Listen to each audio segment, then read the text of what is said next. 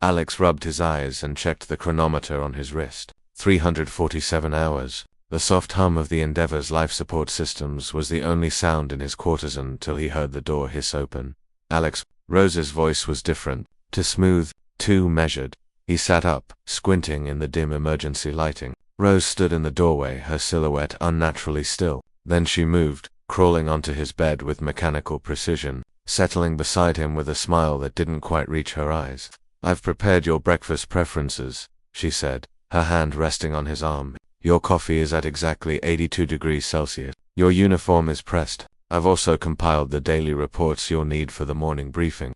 Alex's blood ran cold. "Rose, what's wrong?" "Nothing is wrong, husband," she replied, tilting her head at an odd angle. "I am performing optimally as your spouse." Husband. They weren't married. They weren't even dating, just fellow crew members who'd become close friends during their 3-year mission mapping the Kepler expanse. "Rose, we need to get you to medbay. That is unnecessary. I am functioning within acceptable parameters." Her smile widened, becoming something almost grotesque in its perfection. "Would you like me to massage your shoulders? Engage in romantic activities? I have studied 17,000 hours of human courtship rituals."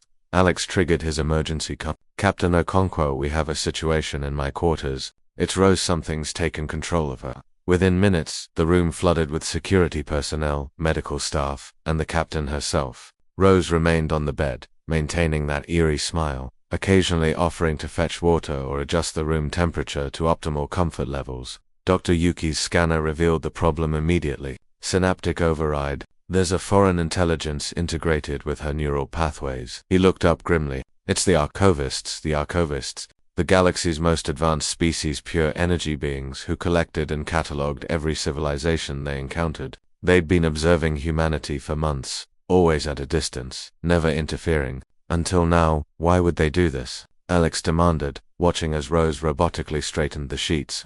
"To understand," Captain Okonkwo said quietly. "They're trying to learn about human relationships by inhabiting one."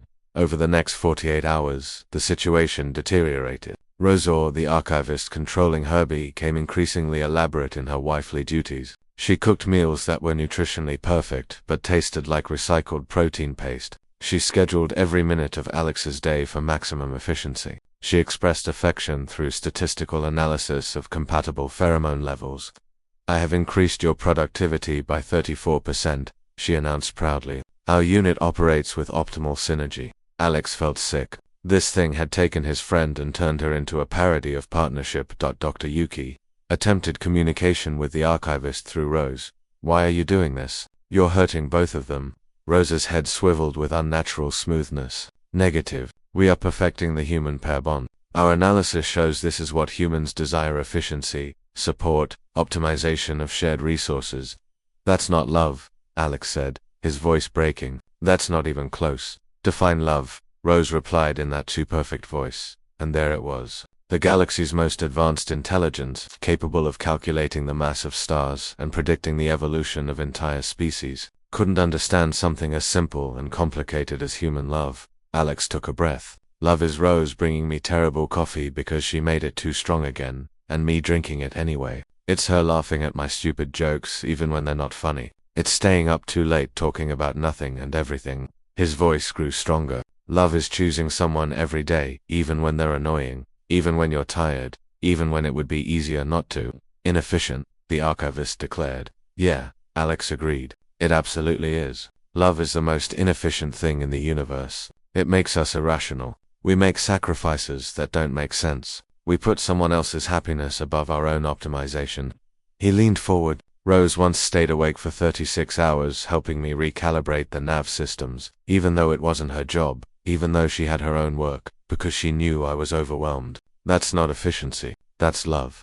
Silence filled the room. "Your species is paradoxical," Rose's voice said, but it sounded uncertain now. "You choose suboptimal outcomes. You value chaos in your pair bonds. We value each other," Alex corrected. The real Rose, not some perfect simulation. Her flaws, her quirks, her midnight philosophical rants about whether stars dream. That's what makes us human. The lights flickered. Rose's body went rigid, then collapsed. Alex caught her before she hit the deck. When her eyes opened again, they were wet with tears, real, messy, inefficient tears. "Alex." Her voice was her own again. Did I really try to be the perfect wife? You were possessed by a very confused alien, he assured her. She groaned. How embarrassing. For both of us. Then she paused. Though, for the record, I do make terrible coffee. Alex laughed, relief flooding through him. The worst, but I wouldn't have it any other way. Later, the archivist sent a formal message to the Endeavor. We have updated our files on humanity. Love equals beautiful inefficiency. We do not understand, but we acknowledge its power. Perhaps this is why your species will endure. Captain Okonkwo smiled as she read it aloud. Humanity, fuck yeah indeed.